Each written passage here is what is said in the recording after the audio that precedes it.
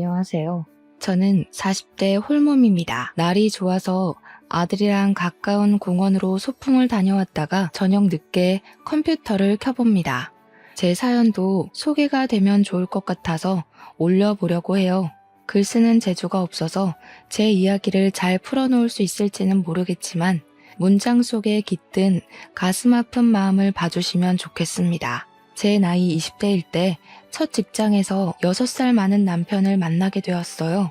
제게는 남편이 첫사랑이었는데 남편이 저랑 만날 때부터 결혼을 생각했다고 하더라고요.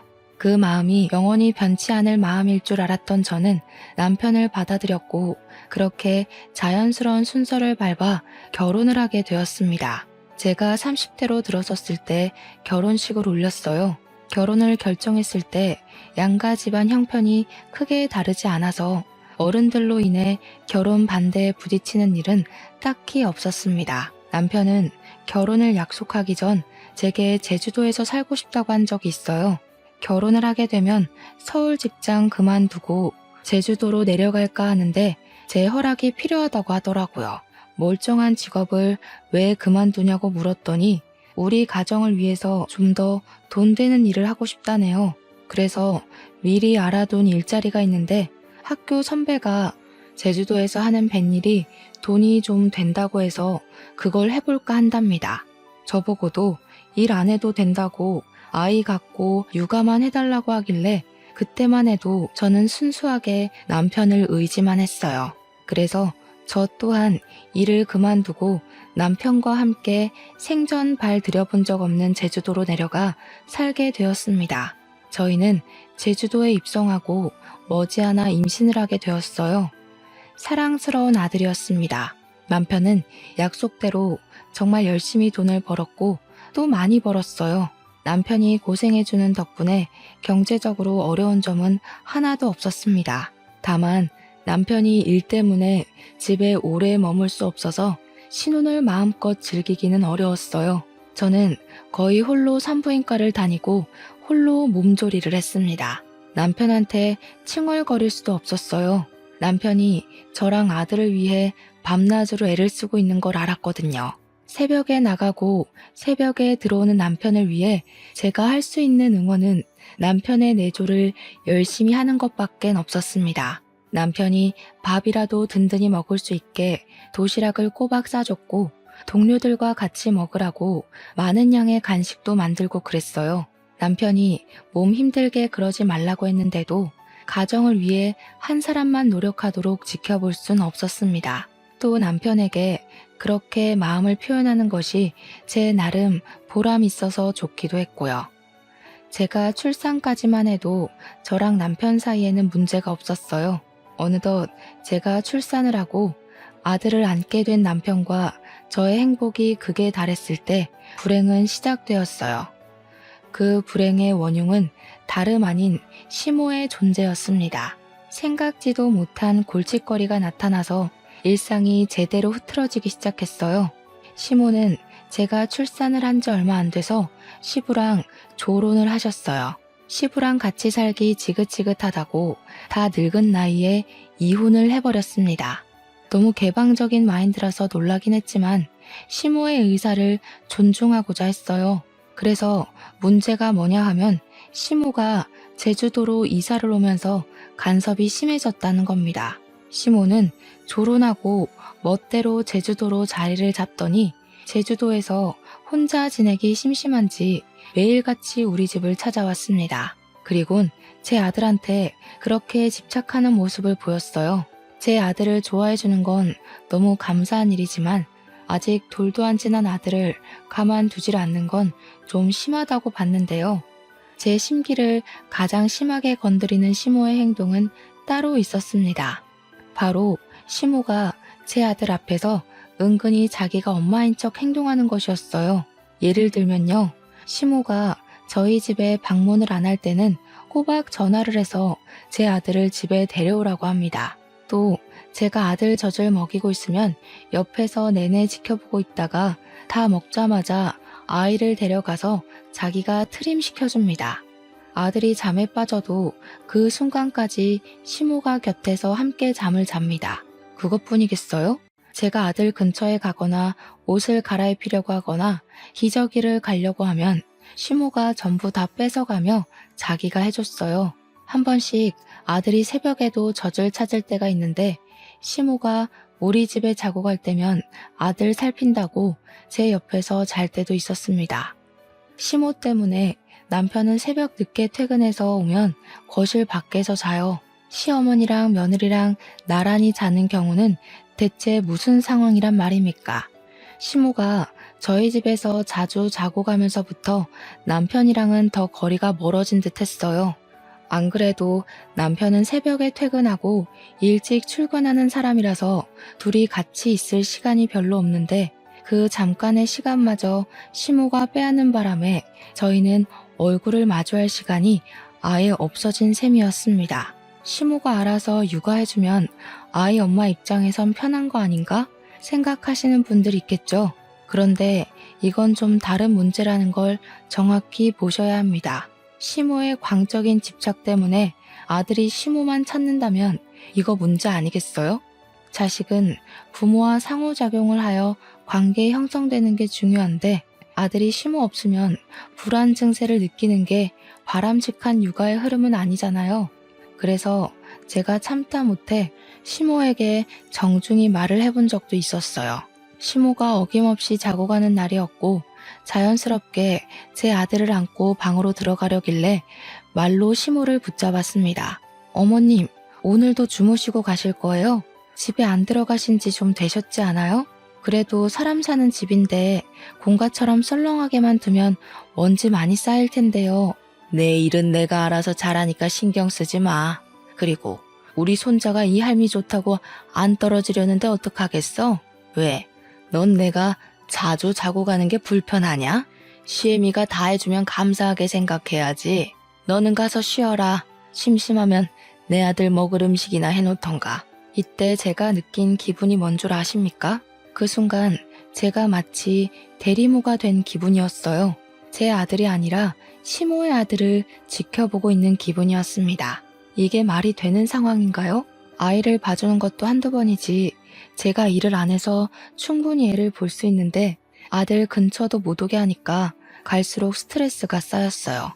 시모랑 안 맞는 부분이 있다고 바로 성질부터 내는 며느리는 없잖아요. 참을 만큼 참다가 더는 안 되겠을 때 며느리들도 폭발을 하지 않습니까? 저도 시모가 남편의 엄마이기도 하고 제 아들의 할머니이기도 하니까 최대한 좋게 이해해 보려고 노력했어요. 그러나 저도 한계가 있는 사람이더라고요. 시모 때문에 제 아들을 많이 안아보지도 못했는데 아들이 뒤집기를 하는 것도 물건을 만지기 시작하는 것도 자리에 앉는 것도 전부 시모가 먼저 본 뒤 제게 사진으로 보여줘요. 제가 집안일을 하는 동안 놓쳤던 아들의 모습을 항상 시모를 통해서만 봐야 하는 것이 점점 화가 나기까지 했습니다. 어떤 날에는 너무 서러워서 남편 퇴근하는 시간까지 안 자고 있다가 피곤에 찌들어 들어오는 남편에게 투정을 부린 적도 있었어요. 그날 남편은 제가 울면서 마중을 하고 있자 많이 당황했습니다. 나 어머님 때문에 너무 속상해. 지금도 어머님이 애 손도 못 대게 둘이서 자고 있어. 왜 어머님이 나랑 아들 사이를 갈라놓고 가운데서 자냐고. 계속 이대로 지내야 되는 거면 나 못 견딜 것 같아. 당신이 어머님한테 말 좀 해주면 안 돼? 그랬어? 알았어. 내가 엄마한테 잘 말해볼게. 아마 엄마는 당신한테도 도움될 거라 생각하고 그런 걸지도 몰라. 내일 내가 엄마랑 대화해 볼 테니까 울지 말고. 남편도 그 부분에 대해서 문제를 느끼긴 했었는지 제게 굉장히 미안해했고 제 눈치를 봤습니다. 그날 밤은 저를 다독여주느라 자는 시간을 조금 빼앗기기도 했어요. 그게 미안해서 저도 조금 자고 일어나 남편이 좋아하는 음식으로 도시락을 준비해서 출근을 보냈습니다. 남편 말대로 남편이 시모한테 말은 해본 것 같았어요. 하지만 남편은 시모의 드센 성격을 이길 만한 위인은 못 되는 사람이었습니다. 시모는 오히려 제게 냉담한 태도를 보이면서 이전과 다를 바 없게 행동했어요. 불만이 있었으면 나한테 직접 말을 하지 그랬니? 그리고 내가 앞으로 살면 얼마나 더 산다고 손자 조금 안고 있는 걸로 그렇게 불만을 가져야겠어? 나 죽으면 네가 실컷 끼고 살 아들이잖아. 그 몇 년도 못 참아주니? 네 아들이기 전에 우리 아들 핏줄이니까 할미인 나도 손자랑 가까이 지낼 권리가 있는 거야. 그건 네가 애 엄마고 해서 간섭하면 안 되는 거라고. 그런 말이 아니잖아요. 어머님께서 제 아들한테 친근한 할머니 돼주는 건 감사하죠. 근데 문제는 어머님께서 아이 엄마인 제가 해야 할 몫까지 다 뺏어간다는 거예요. 아들이 저를 낯설어하는 지경까지 됐다고요. 애 엄마로서 이 정도 속상한 마음은 표현할 수 있는 거잖아요. 누구나 내 자식은 내 품에서 크게 하고 싶은데 어머님 관심은 너무 과하세요. 기가 막히네. 애 봐줬다고 작작하라는 사람은 또 처음 본다. 시끄럽고 나는 내 방식대로 손자 사랑해주는 것뿐이니까 더 이상 말 마라. 시모는 제 불평을 들어줄 생각이 없어 보였습니다. 남편한테도 저렇게 말했을 것이 분명해 보였어요. 사실 순한 남편한테 부탁하면서도 시모를 설득 못 시킬 거란 예측은 살짝 했었습니다. 시모가 독불장군처럼 시부 쫓아내는 것 보세요. 여지가 얼마나 드셌으면 남자가 쫓겨날까요? 그래도 시모가 제 아들한테 나쁜 짓 하는 건 아니니까 한 번 더 참아보려고 했습니다. 시모가 세상이 없기 전까지는 계속 보고 살아야 되는데 심각한 갈등을 만들고 싶진 않았거든요. 저도 조금 욕심을 낸 부분이 있다면 젖 먹일 때는 시모가 없는 곳에서 먹이려고 대놓고 말씀드렸어요. 그랬더니 시모가 저를 째려보면서 얼굴에 불만을 한가득 품었지만 도끼를 품고 덤벼들진 않았습니다. 그 덕에 아들과의 유일한 시간을 마련했는데요. 당황스럽게도 생각지도 못한 문제가 생겨버렸어요. 아들이 하루하루 지날수록 시모랑 더 안 떨어지려고 하더라고요. 이젠 정말 시모가 엄마라도 되는 듯 잘 때 시모가 없으면 엉엉 울기 시작했습니다. 제가 안아주면서 달래도 목청 나가라 울부짖어요. 그러다 시모가 안아주면 울음 뚝 그치고 골아 떨어집니다. 그것 때문에 시모는 더 우리 집에서 지냈어요. 아들이 시모한테 전적으로 몸을 맡기면서부터 제가 당당하게 나서서 아이 엄마의 권리를 주장하기가 애매해졌습니다. 그렇다고 아들 좋을 대로 내버려 두기엔 저는 여전히 시모의 육아 방식이 마음에 안 들었어요. 시모는 제 아들이 자다가 조금만 뒤척거리면 그 기척에 일어나서는 아들 살피면서 말을 걸었고 기저귀 살피면서 아들의 잠을 깨웠고 잠에 깨면 무조건 분유를 먹여서 재우곤 했어요. 이러다 제 아들 수면질이 다 망가지고 우식증까지 올까봐 갈수록 걱정되더라고요. 더 이상 참는 게 힘들어서 저는 결국 시모에게 또 한 번 불평을 드러냈어요. 지난번엔 불평뿐이었다면 이번에는 불평을 담은 어떤 선포였죠. 어머님, 이제부터 제 아들은 제가 돌보고 싶은데요. 어머님이 도와주시는 거 감사한데 저 어머님 도움 필요 없어요. 그리고 똑똑히 좀 아세요. 손자랑 아들은 다른 거예요. 엄마가 버젓이 있는데 할머니가 왜 애를 봐요? 저는 수백 번을 생각해도 잘못된 것 같아요. 뭐야? 지금 내가 걸리적거린다는 거냐? 엄마가 보든 할미가 보든 애만 잘 크기만 하면 되는 거 아니야? 내가 분명 말했지. 나한테도 아이 볼 권리 있다고. 자꾸 권리 따지시는데 그렇게 따지면 그 권리를 가질 순위는 어머님보다 10개월을 품고 있었던 제가 우선순위 아닐까 싶은데요. 아이 엄마 되는 사람이 그만해달라고 하면 그래야 되는 거 아닌가요? 저 어머님 도움 필요 없으니까 앞으로는 집에 가서 주무시고 일주일에 2-3번만 와주세요. 제 말에 열이 받는지 얼굴이 달아오른 시모는 제게 하고 싶은 욕을 다 퍼붓고 집으로 돌아갔어요. 그 뒤로 삐쳤는지 우리 집을 아예 안 오더라고요. 근데 시모가 저 때문에 생긴 불평을 남편한테 전화해서 하소연했나 봐요. 새벽 늦게 들어온 남편이 저를 깨우더니 거실 밖으로 데리고 나오라고 하는 겁니다. 내가 요 며칠 엄마한테 시달리느라 더 피곤해. 당신도 엄마한테 불만 있으니까 내가 웬만하면 내 선에서 해결하려고 했거든? 근데 생각할수록 당신이 좀 더 심했다는 생각이 드네. 그래도 우리 애가 예뻐서 엄마가 그랬던 건데 꼭 그렇게 쫓아낼 필요는 없었잖아. 남편이 제게 차분차분 얘기하면서 한숨을 쉬는데 너무 서운하더라고요. 남편은 제가 시모 때문에 얼마나 스트레스 받았고 참아왔는지 잘 아는 사람이었어요. 그래서 적어도 중립은 지켜줄 거라 기대했는데 결국 남편은 저더러 시모의 행실을 참아달라고 얘기하고 있었습니다. 나는 어머님한테 그렇게 경고 준 거 후회 안 해. 어머님이 당신한테 얼마나 솔직하게 하소연했는진 모르겠는데 당신이 직접 안 봐서 그렇지. 지금 우리 아들이 어머님한테 엄마라고 부르게 생겼어.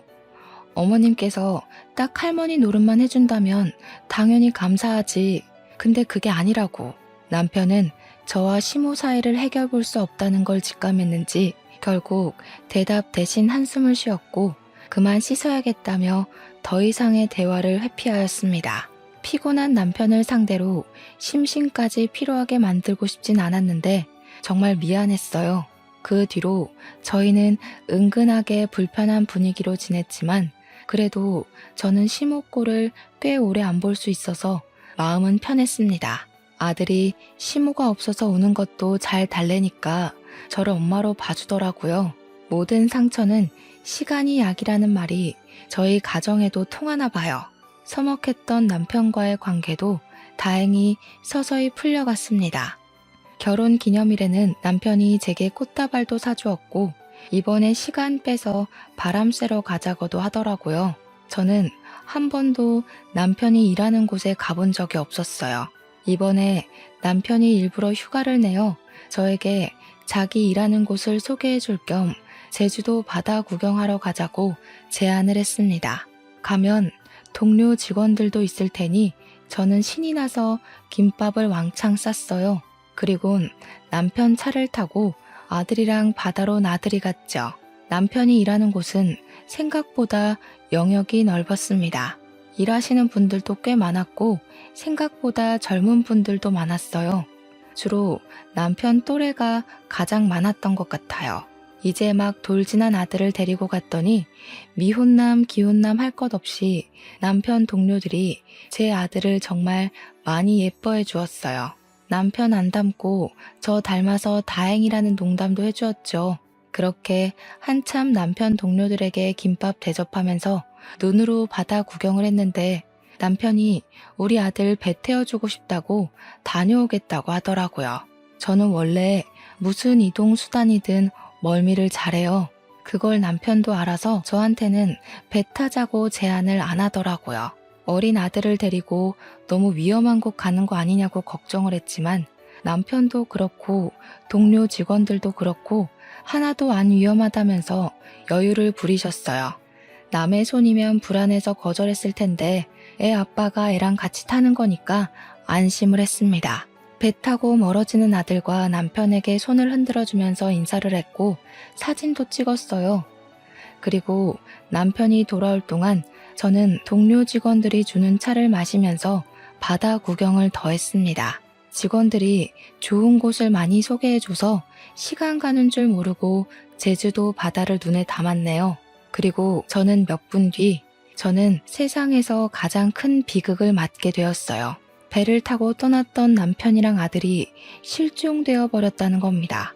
남편이 타고 간 배는 작은 배였는데 뜻하지 않게 배에 문제가 생기는 바람에 침몰하는 사고가 났다는 거 아니겠어요?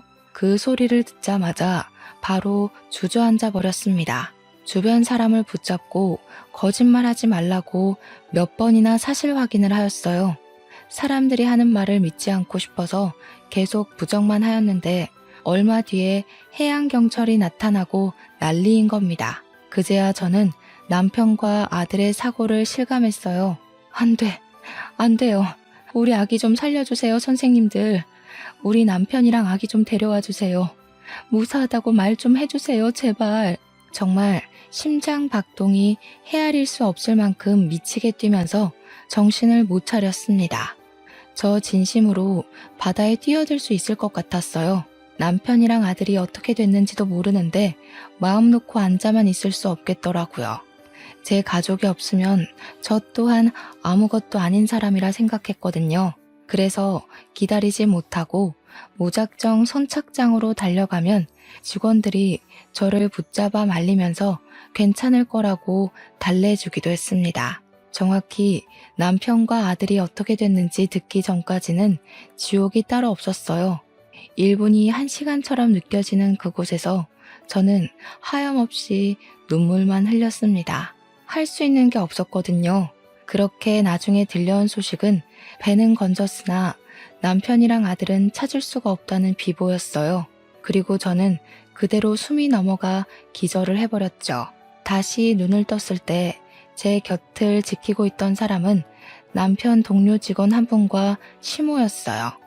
응급실이었는데 동료 직원분이 먼저 제가 의식을 찾은 걸 목격하고는 급히 간호사를 부르러 갔습니다. 그러자 시모가 뒤늦게 제 얼굴을 마주했는데요. 단단히 화가 난 얼굴이더라고요. 아직 입술이 떨어지기도 전인데 시모가 제 머리채를 먼저 잡아버리는 바람에 저는 억소리를 내고 말았어요. 네 년이 감히 내 아들이랑 내 손주를 죽여? 염치도 없이 왜 깨어났어? 그냥 이대로 너도 죽어버리지. 뭐하러 다시 살아나냐고. 너 같은 게 엄마냐? 너 같은 게 와이프야? 가족들 다 죽여놓고 무슨 낯짝으로 너만 살아나? 시모도 남편과 손자의 실종 때문에 충격이 큰 것 같았습니다. 그 모든 걸 제 탓하면서 머리채를 잡고 흔들었어요. 저는 시모 덕분에 그 끔찍했던 비보가 꿈이 아닌 사실이란 걸 다시 자각했죠. 시모는 모든 걸 제 탓하고 싶었을 거예요. 저도 남편과 아들을 잃은 게 제 탓이라고 생각을 했기 때문에 시모한테 반항도 못했습니다.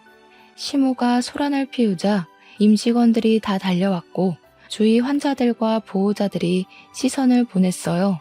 시모는 그대로 직원들에 의해서 쫓겨났습니다. 저는 눈을 뜨자마자 다시 숨 넘어갈 듯 눈물을 흘렸어요. 동료 직원이 제 흥분을 진정시켜주면서 곁을 지켜주었는데 동료 직원분 아니었으면 무슨 도구든 찾아내서 극단적인 선택을 해버리지 않았을까 싶습니다. 응급실에서 겨우 정신만 차리고 나서 귀가를 했어요. 그때까지도 동료 직원분이 함께 해주었죠. 그날 이후로 제 머릿속이 시끄러운 것처럼 저의 환경도 180도 엉망으로 변해버렸어요. 완전 화가 난 시모가 우리 집에 하루가 멀다 하고 들이닥쳤거든요. 집에 와서는 저에게 손찌검을 하고 물건으로 두들겨 패고 우리 집 가구를 부수고 난동을 부렸습니다. 그러면서 저더러 나가 죽으라고 저주를 퍼부었어요. 저더러 사람 목숨 앗는 귀신이라고 부르기도 하더군요. 시모는 저 때문에 아들이랑 손자 잃었다고 원망을 그렇게 많이 했습니다. 말했다시피 맞다고 생각했어요. 그래서 처맞으면서도 변명 못했고 덤벼들 수 없었습니다. 나 때문에 남편과 아들이 죽었다는 거 완전히 아니라고도 못하니까요. 그저 모든 게 제 탓이니 시모 말대로 처맞고 세상을 뜨고 싶기도 했네요. 저는 그렇게 울면서 제주도에 틀어박혀 시간만 보냈습니다. 아직 남편과 아들의 시신을 찾은 것이 아니기 때문에 혹시나 구조되진 않을까 기다렸어요. 그러나 한 달, 2달 기다려도 나타나지 않는 남편과 아들 소식 때문에 더 이상 살고 싶지 않더라고요. 제가 너무 나약해서 끈기 있게 기다리질 못했어요. 그래서 어느 날 새벽 저는 바닷가로 향했고 바닷속 어딘가에 있을지 모를 남편과 아들을 생각하면서 몸을 내던지려고 했습니다. 그런데 그때 저를 막아준 사람이 있었는데요. 바로 남편 동료였습니다. 마침 새벽 근무였나 보더라고요. 남편 동료는 남편이 사고 난 당일에 저를 가장 적극적으로 말리고 위로해줬던 사람입니다. 그는 기절한 저를 응급실에 데려가 주었고 깨어날 때까지 곁을 지켜준 사람이었으며 또 응급실에서 자해를 할 뻔했던 저를 구해준 사람이기도 했어요. 아직 확실한 소식도 안 났는데 이렇게 약한 생각하면 어떡해요? 왜 죽으려고 하는 건데요? 남편이랑 아들 살아 돌아올 때까지 이 악물고 버텨야지. 나만 어떻게 그래요. 남편이랑 아들은 숨도 못 쉬고 바다 안에 있을 텐데 어떻게 나만 잘 자고 잘 먹고 사냐고요. 그냥 죽게 두세요. 남편이랑 아들 없이는 살기 싫어요. 그 사람은 저를 끝까지 놓아주지 않았습니다. 계속해서 약한 생각하지 말라고 혼쭐만 내주었어요. 저는 결국 아무것도 못하고 바다 앞에서 실랑이만 벌이다가 결국 서럽게 울었습니다. 그 이후로 그 사람은 제가 죽을까봐 걱정이 되는 건지 매일같이 우리 집을 찾아와 줬습니다. 저를 데리고 억지로 밥을 먹이고 억지로 잠을 재우고 집안일까지 손수해 주었어요. 그러는 동안에도 저는 정신을 못 차리고 죽지 못해 사는 사람처럼 그렇게 지냈죠. 그렇다 보니 시모도 그 사람을 볼 수밖에 없었는데요. 그 남자가 우리 집을 들락날락거리자 시모는 건수 하나 더 잡았다는 듯 제게 회심의 일격을 날렸습니다. 제 귀싸대기를 때린 거죠. 이 미친년이 남편이랑 지 아들 죽은 지 얼마나 됐다고 그새 바람을 피워? 설마 이러려고 내 아들이랑 내 손주 죽인 거야? 저는 시모의 원망을 받는 것이 한편으로는 남편과 아들을 잃고도 목숨을 부지하고 있는 죗값을 받는 것 같아서 묵묵히 당해주기만 했습니다. 시모에게 폭언을 듣고 손찌검을 당할 때면 제 안의 죄책감이 조금 누그러지기도 했거든요. 이대로 더 심하게 맞고 세상을 뜨고 싶다는 생각도 매일 하면서 지냈어요. 그런데 남편 동료 직원이 제 곁을 머물면서부터 제 삶은 뜻하지 않게 자꾸 구제되었습니다. 시모한테 처맞고 있는 그 타이밍에 그 남자가 들이닥쳤는데 사정없이 시모를 저에게서 떼어놓더니 집 밖으로 끌고 나갔어요. 그리곤 대문 앞으로 내동댕이 쳐버리더군요. 한 번만 더 이 집 찾아오거나 근처에서 얼씬거리면 아줌마도 똑같이 만들어줄 거예요. 남자한테 주먹 맞아봤어요? 그 연세에 남자 주먹 맞으면 이빨 몇 개는 털릴 거예요. 이른 나이에 틀니 끼고 싶으면 계속 찾아오던지. 시모는 그 남자의 협박을 받고 난 후 정말로 발길을 끊어버렸습니다. 다신 찾아오지 않았어요. 나중에 알아보니 이사를 갔더라고요. 그것도 그 남자가 말해줘서 알았습니다. 시모를 볼 때마다 남편이랑 아들 생각이 나서 더 많이 울곤 했는데 시모가 없으니까 시간이 흐를수록 그 남자가 말하는 대로만 생각하게 되더라고요. 그 남자는 끊임없이 제게 괜찮다, 잘했다, 행복했으면 좋겠다 그런 긍정적인 말들만 해줬어요.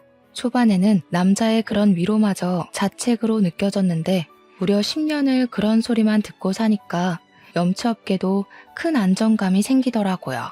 그 남자는 고맙게도 10년씩이나 제 곁에 있어 주었습니다. 그저 동료 직원의 아내일 뿐인데 이렇게까지 신경을 써줄 수 있다는 것이 정말 대단하지 않습니까?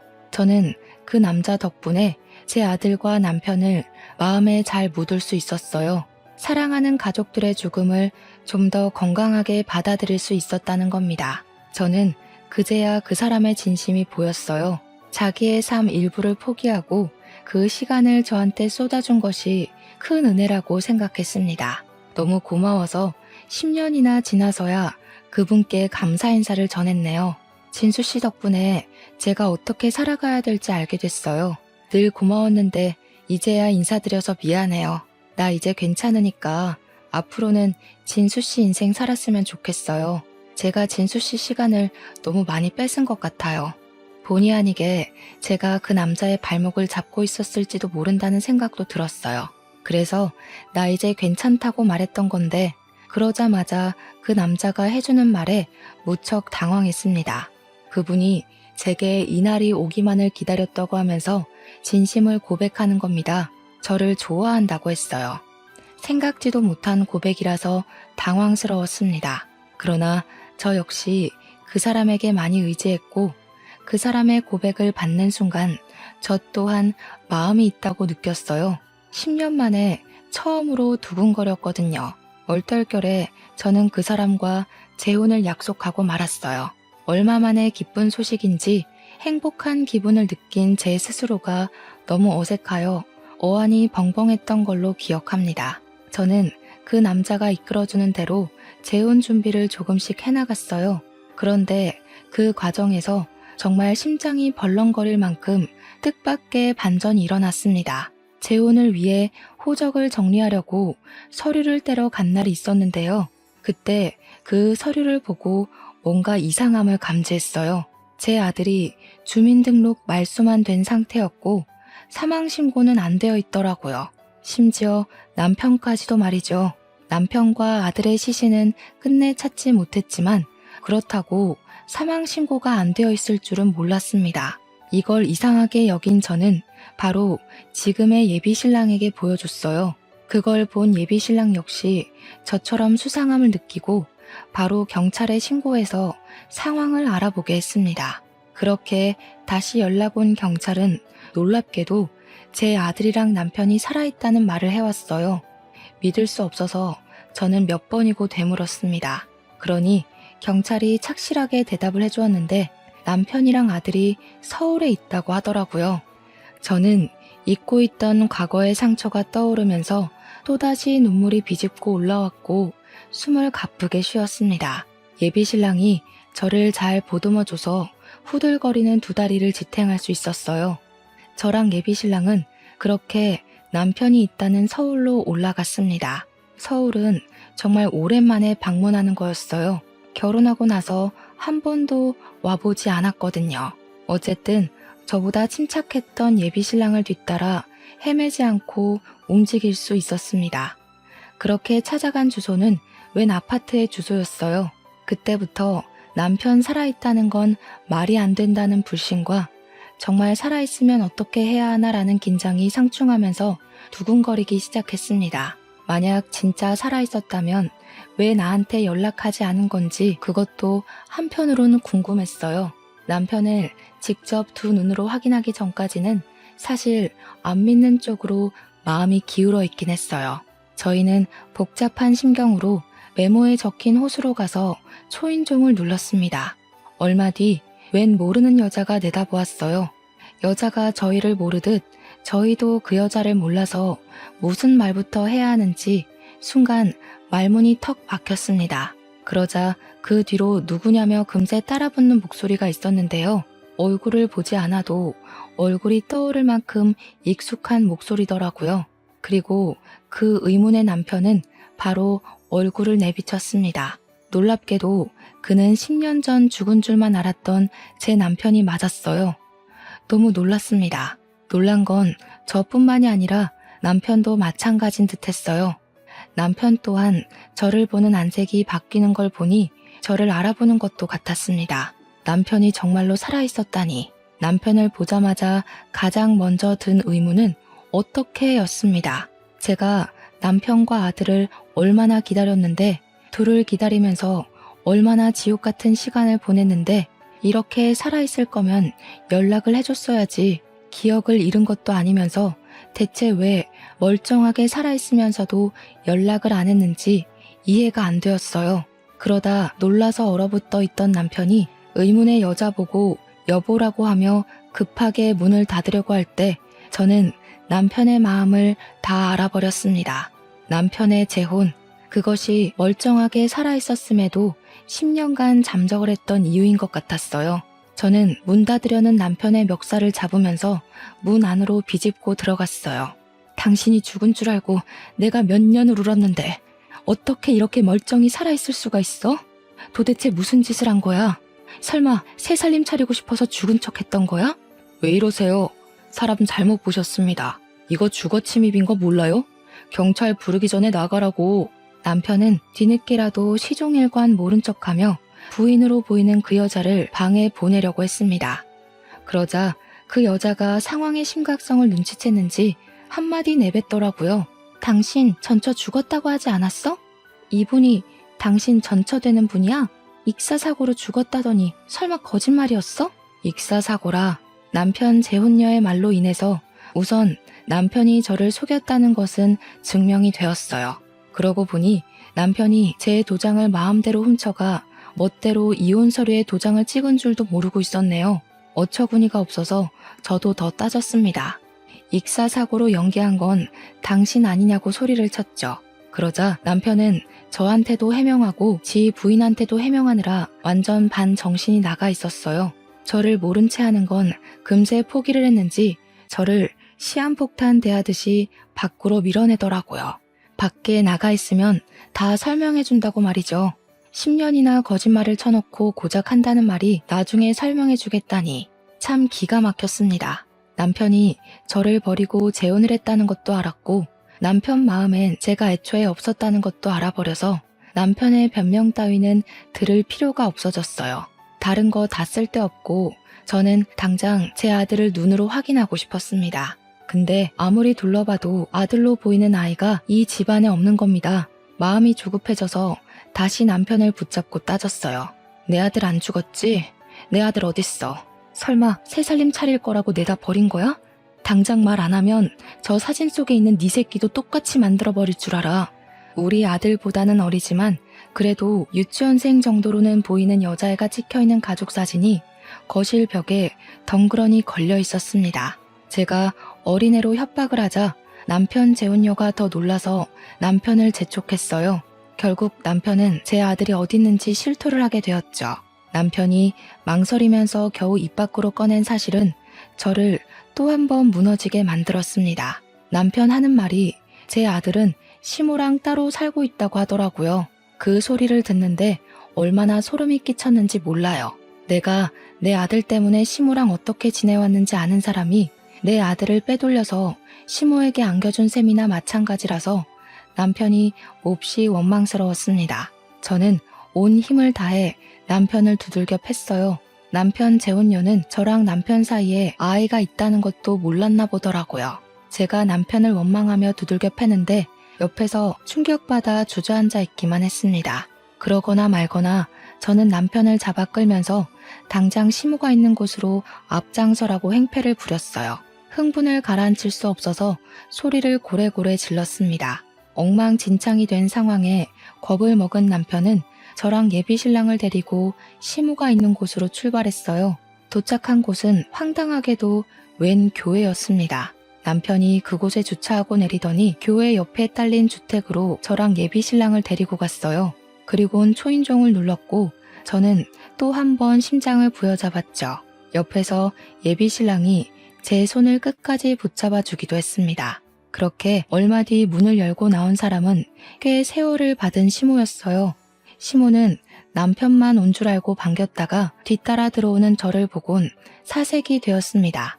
안으로 들어갔더니 웬 목사가 남편을 아는 체 하면서 남편을 아들이라고 부르더라고요. 그걸 보니까 시모가 영감 목사랑 재혼을 했다는 걸 눈치챌 수 있었어요. 그리고 그때 토악질 나올 것 같은 시모보다 눈에 더 들어온 사람이 있었는데요. 한 10살쯤 되어 보이는 남자아이였어요. 저는 그 아이를 보자마자 제 아들이라는 걸 바로 알아봤습니다. 제 눈에서 눈물이 흐르는 줄도 모르고 아들을 바라봤어요. 아들은 당연히 저를 알아보지 못했습니다. 그저 낯선 사람들의 등장으로 눈치를 보더니 금방 방 안으로 들어가 버렸어요. 저는 그런 아들을 쫓아 방으로 따라 들어가려고 했습니다. 그런데 그때 시모가 제 머리채를 붙잡으면서 못 가게 막았어요. 어딜 가려고? 그 애, 네 애 아니야. 네 애는 10년 전에 물에 빠져 죽었잖아. 갑자기 나타나서 이게 무슨 행패야? 이제 내 아들까지 죽이려고? 시모는 제 아들을 자기 아들이라고 주장하기 시작했어요. 그 모습을 보니까 알겠더라고요. 시모는 제 아들을 훔쳐가 마치 자기 아들인 것 마냥 키우고 있었던 겁니다. 더 이상 제가 시모에게 맞아줄 이유는 없다고 생각했어요. 가족들이 죽은 게 아니라 제가 속은 거잖아요. 저는 여전히 제정신 아닌 것 같은 시모를 당장 밀쳐버리고 시모의 뺨따구를 사정없이 때렸습니다. 그러자 예전만큼 힘이 없던 시모가 그대로 구부러졌어요. 사람이 정신이 나가도 정도껏 나가야지. 어떻게 내 새끼 빼돌리려고 10년을 속일 수가 있어? 그래놓고 나더러 나가 죽으라고 그랬던 거야? 정작 나가 죽어야 될 사람이 누군데 당신들은 사람도 아니야. 내가 지옥을 살았던 것만큼 똑같이 느끼게 해줄게. 저는 집안 물건을 다 내던지며 부수기 시작했습니다. 시모가 비명을 지르고 목사가 경찰을 부르고 난리였어요. 그런데도 남편과 예비신랑은 저의 난동을 말리지 않았습니다. 남편은 말리지 못했다고 설명하는 게 맞겠네요. 그 와중에 방에 있던 아들은 방 밖을 내다봤다가 울음을 터뜨렸습니다. 정신 나갈 뻔했던 저는 그런 아들의 울음소리에 번뜩 이성을 찾았고 오들오들 떨고 있는 아들을 안아주면서 사과를 했어요. 엄마가 미안해. 우리 아들 이렇게 살아있는 줄도 모르고 엄마는 바보같이 죽으려고만 했었어. 정말 미안해. 이제 엄마랑 집에 가자. 저는 울면서도 아들의 눈물을 계속 닦아주었어요. 그리곤 아들 손을 잡고서 그대로 집을 나가려고 했죠. 그런데 시모가 손자 나가는 걸 어디 가만히 지켜볼 사람이겠습니까? 시모는 바로 제 아들 팔을 잡고 늘어지면서 아이를 넘어뜨렸어요. 그리곤 10년 전처럼 제게 폭언을 퍼부으며 발길질을 했습니다. 안 돼. 못 데려가. 내 새끼야. 이때까지 자식 없이 잘만 살아놓고 왜 지금에서야 나타나선 잘 살고 있는 애를 데려간다는 거야? 어차피 새로 시집 갈 거 아니야? 그럼 새로 애 낳고 살아. 이 애는 죽은 걸로 치고. 정신 나간 소리하는 시모를 저는 더 이상 못 참고 아동 납치로 이 교회를 신고해버렸습니다. 발악하는 시모는 예비 신랑이 막아줬어요. 그런데도 시모는 반성은커녕 신고하는 제게 증거가 있냐고 따지면서 더 뻔뻔하게 나올 뿐이었습니다. 증거는 이미 남편과 내 아들이 살아있음으로 증명이 되는 거라고 박박 우기기만 했는데 그 순간 예비 신랑이 나서서 확실한 답을 주었어요. 내가 증인이에요. 내가 그때 그 사고를 다 기억하고 있고 사고로부터 10년이 지난 지금까지 쭉 저 녀석이 시키는 대로 하고 있었으니까요. 예비 신랑은 남편을 쳐다보면서 남편이 이 모든 걸 시키고 지휘했다고 말하고 있었습니다. 그건 저도 놀란 사실이라 아무 말도 못했어요. 그 순간 예비 신랑의 말이 사실이라는 건 조급했던 남편이 알아서 증명을 해주었는데요. 남편이 예비 신랑 붙잡으면서 비밀로 해주기로 하지 않았냐고 애원하기 시작하더라고요. 알고 보니 상황은 이러했습니다. 시모가 자기의 뜻대로 안 따라주는 제가 싫어서 남편과 손자를 빼돌릴 계획을 했고 그 과정을 남편도 동의하여 남편이 적극적으로 나서서 계획을 꾸민 거였어요. 배의 사고로 위장할 테니까 제가 물으면 그렇게 말만 해달라고 제 예비 신랑한테 부탁했다는 겁니다. 예비 신랑은 남편이 그저 동료라서 시키는 대로 했었는데 너무 고통스러워하는 저를 보곤 죄책감을 느껴 10년간 옆에서 붙어 있었다고 했어요. 그렇게 매일 붙어 있다 보니까 정말 마음이 생겼던 거라네요. 이제야 말해줘서 미안하다는 예비 신랑의 고백에 저는 주저앉아서 하염없이 눈물을 흘렸습니다. 그 사이 경찰이 와서는 남편과 시모를 아동 납치범 및 사기 죄명으로 붙잡았습니다. 그리고 이건 조사 과정에서 밝혀진 덤인데 그 교회가 헌금 횡령, 보조금 횡령 사실까지 드러나 버렸지 뭡니까? 시모 재혼남까지 구속이 되어버렸어요. 그 교회는 문을 닫게 되었죠. 그리고 저는 아들이랑 예비신랑과 함께 제주도로 내려왔습니다. 예비신랑에겐 정말 미안하지만 재혼을 다시 생각해보자고 말을 전했어요. 예비신랑을 많이 사랑하지만 제가 10년간 아무것도 못하고 죽을 것처럼 살았던 걸 제일 가까이서 봤으면서 그걸 긴 시간 묵인하고 있었다는 것이 너무 배신으로 다가왔거든요. 현재의 예비신랑은 이별을 통보한 제게 기다리겠다고 하면서 매일같이 집 앞에 찾아와 용서 구하는 편지를 넣고 갑니다. 예비신랑 또한 저를 많이 사랑하고 있다는 거 알고 있습니다. 충분히 느껴져요. 하지만 사랑하는 마음이 크기 때문에 배신감마저 더 크게 다가오네요. 예비신랑도 제게 걱정거리지만 일단은 저를 낯설어하는 아들을 우선적으로 신경 쓸 예정이에요. 엄마를 모르는 아들의 심정을 차근차근 보듬어 줄 것이고 완전히 틀어져 버린 모자 관계를 회복하고자 애쓸 겁니다. 제 시간이 이제야 다시 흐르는 기분이네요. 아들에게 못다 준 사랑을 갚으면서 살아가겠습니다. 제 사연은 여기까지예요. 들어주셔서 너무 감사드려요.